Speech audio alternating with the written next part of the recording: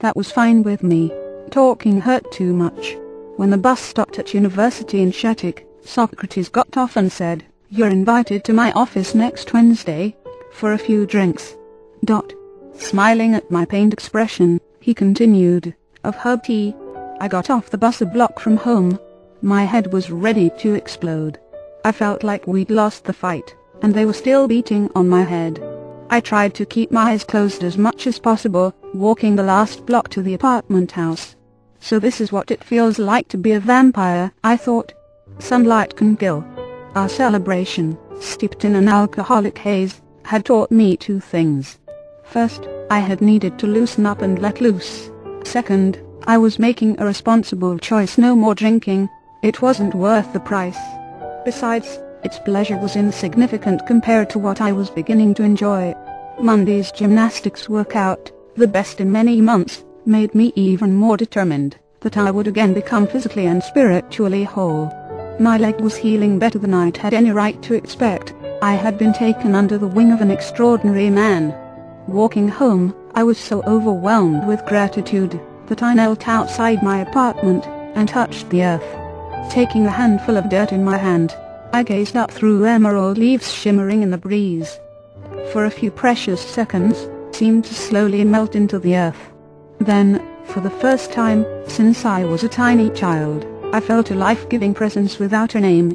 Then my analytical mind piped in, so this is a spontaneous mystical experience, and the spell was broken. I returned to my earthly predicament. I was an ordinary man again, standing under an elm holding dirt in his hand. I entered my apartment in a relaxed daze, read for a while, and fell asleep. Tuesday was a day of quiet, the quiet before the storm. Wednesday morning I plunged into the mainstream of classes. My feelings of serenity, which I thought were permanent, soon gave way to subtle anxieties and old urges. After all my discipline training, I was profoundly disappointed. Then, something new happened. I felt the awakening of a powerful and intuitive wisdom that could be translated into words. Old urges will continue to arise perhaps for years. Urges do not matter, actions do. At first, I thought my mind was playing tricks on me. But it wasn't a thought, it wasn't a voice, it was a feeling certainty. I felt like Socrates was inside me, a warrior within. This feeling was to remain with me. That evening, I went to the station to tell Socrates about my mind's recent hyperactivity and about the feeling. I found him replacing a generator in a battered Mercury. He looked up, greeted me, and said casually, "Joseph died this morning." I fell back against the station wagon behind me, sick at the news of Joseph's death and Soc's callousness. Finally, I was able to speak. "How did he die?" "Oh, very well, I imagine," Socrates smiled. "He had leukemia, you see. Joseph had been ill for a number of years. He hung in there for a long time. Fine warrior, that one." He spoke with affection, but almost casually, without a trace of sorrow. "Socrates, aren't you upset, just a little?" He laid the wrench down. "That reminds me of a story I heard a long time ago, about a mother who was overcome with grief by the death of her young son. 'I can't bear the pain and sorrow,' she told her sister. 'My sister, did you mourn your son before he was born?' 'No, of course not,' the despondent woman replied. 'Well then, you need not mourn for him now. He has only returned to the same place, his original home, before he was ever born.' Is that story a comfort to you, Socrates?" "Well, I think it's a good story. Perhaps in time you'll appreciate it," he replied brightly. "I thought I knew you well, Socrates, but I never knew you could be so heartless. There's no cause for unhappiness." "But, Socrates, he's gone." Soc laughed softly. "Perhaps he's gone, perhaps not. Maybe he was never here." His laughter rang through the garage. "I want, understand you, but I can't. How can you be so casual about death? Will you feel the same way if I die?" "Of course," he laughed. "Dan, there are things you don't understand. For now I can say that is a transformation, perhaps a bit more radical than puberty," he smiled, "but nothing to get particularly upset about. It's just one of the body's changes. When it happens, it happens. The warrior neither seeks, nor flees from death." His face grew more somber, before he spoke again. "Death is not sad. The sad thing is that most people don't ever really live at all. Then his eyes filled with tears. We sat, two friends, in silence, before I walked home. I had just turned down a side street, when the feeling came again. Quote, tragedy is very different for the warrior, and for the fool. Socrates hadn't been sad, because he simply didn't consider Joseph's death a tragedy. I wasn't to realize why that was so until months later, deep within a mountain cave. Still, I couldn't shake the belief that I, and therefore Socrates, was supposed to be miserable when death struck.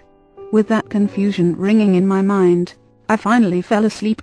In the morning, I had my answer. Socrates had simply not met my expectations.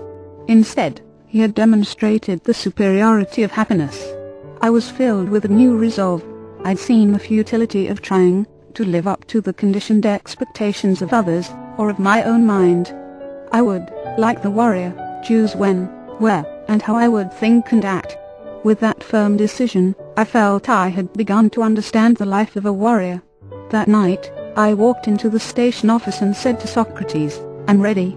Nothing can stop me now." His fierce stare undid all my months of training. I quivered.